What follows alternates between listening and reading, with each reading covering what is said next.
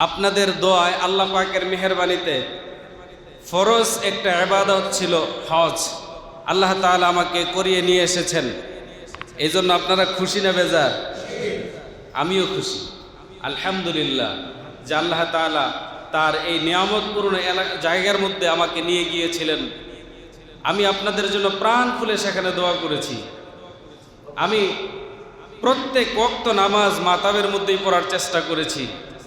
কাবা ঘর ছুঁয়ে ছুঁয়ে, হাজরে আসওয়াদ, রুকনি ইয়ামিনি, তারপরে মুলতাজামা, কাবা শরীফের দরজা, এমনকি চতুর্পাশ ধরে ধরে আমি চেষ্টা করেছি। আপনাদের সকলের জন্য আমি দোয়া করেছি আলহামদুলিল্লাহ।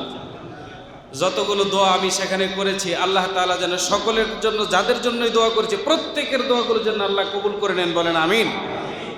সম্মানিত মুসল্লিয়ানি কিরাম, আপনারা যারা গিয়েছেন আপনারা তো জানেন, নতুন করে কথা আছে না, মার কাছে মামুর বাড়ির কি গল্প করব। যারা গিয়েছেন তাদের কাছে এরকম লাগবে, কিন্তু যারা যান নাই তারা না যাওয়া পর্যন্ত সেখানে বুঝবেন না, শুধু শুনতেই পারবেন। আমিও শুনেছিলাম, সারাটা জীবন মানুষের মুখে শুনেছি, নিজে বলেছি, বই পুস্তকে পড়েছি।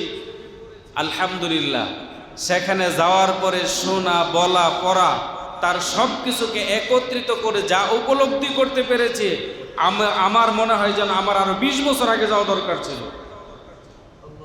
তাহলে আমার জন্য আরো পরিপূর্ণতা আসতো। দেরিতে হলেও আল্লাহ তাআলা নিয়েছেন, এই জন্য শুকরিয়া আবারও করছি আলহামদুলিল্লাহ। আপনারা দোয়া করছেন না? আমিও আপনাদের জন্য প্রাণ খুলে দোয়া করেছি। সম্মানিত মুসল্লিয়ানি কিরাম, আপনি ঘুমাতে পারিনি, কারণ চলে আসবো এই জন্য মসজিদে নববীর মধ্যে সারাটা রাত্র কাটানোর চেষ্টা করেছি। আপনারা যারা গিয়েছেন আপনারা জানেন, আপনারা নিজেরাই বুঝবেন যে মসজিদে নববী থেকে যখন আপনি বেরিয়ে আসবেন, যখন চলে আসবেন, তখন আসলে আসতে মনে চায় না। তার কারণ সেখানে আছেন কে? এই আসমান জমিন কুল কায়নাত যার জন্য সৃষ্টি করেছেন, যিনি না হলে ওর কিছুই সৃষ্টি করা হতো না, তিনি সেখানে শায়িত, তিনি সেখানে শুয়ে আছেন। তিনি কি মরে গেছেন? তিনি কি মৃত?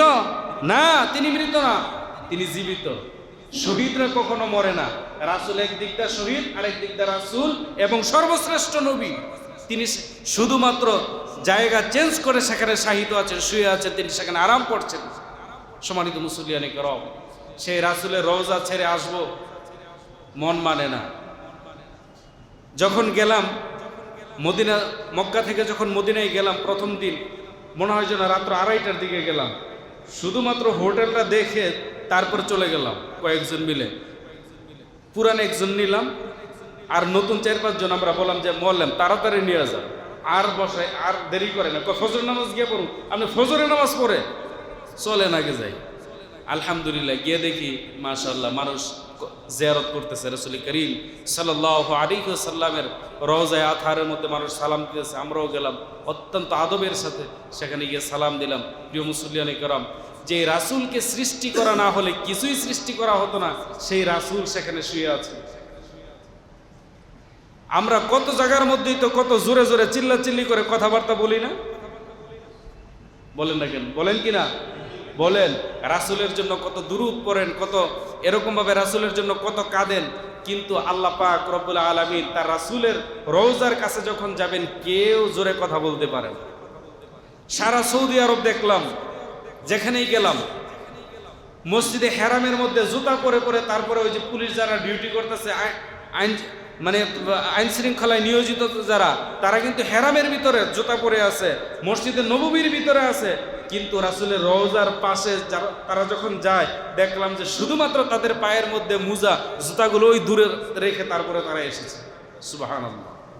তার কারণ এখানে হচ্ছেন দুনিয়ার বাদশা তিনি ছিলেন, পরকালীন জীবনেরও তিনি বাদশা, তিনি সেখানে শায়িত। এই জন্য আদব রক্ষার জন্য তারা সারা এলাকার মধ্যে জুতা পরে, হেরামের মধ্যে জুতা পরে, কিন্তু রাসূলের রওজায় জুতা পায়ে দেয় না। ঠিক না স্যার? সম্মানিত মুসল্লিয়ানি কিরাম, সেই রাসূল সেখানে শায়িত, এই জন্য সেখান থেকে আসতে মনে চায় না। যারা যায় তার আসতে মনে চায় না। সোনার মদিনা এমনি সোনার মদিনা কয় না।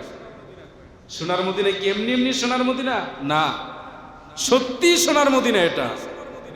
আল্লাহ তাআলা আপনারা যারা গিয়েছেন বারবার যাওয়ার তৌফিক দান করুন। যারা যেতে পারেন নাই জীবনে অন্তত একবার হলেও রাসূলের রওজায় গিয়ে যেন আপনারা সালাম দিতে পারেন, আল্লাহ তাআলা যেন তৌফিক দান করেন, বলেন আমিন।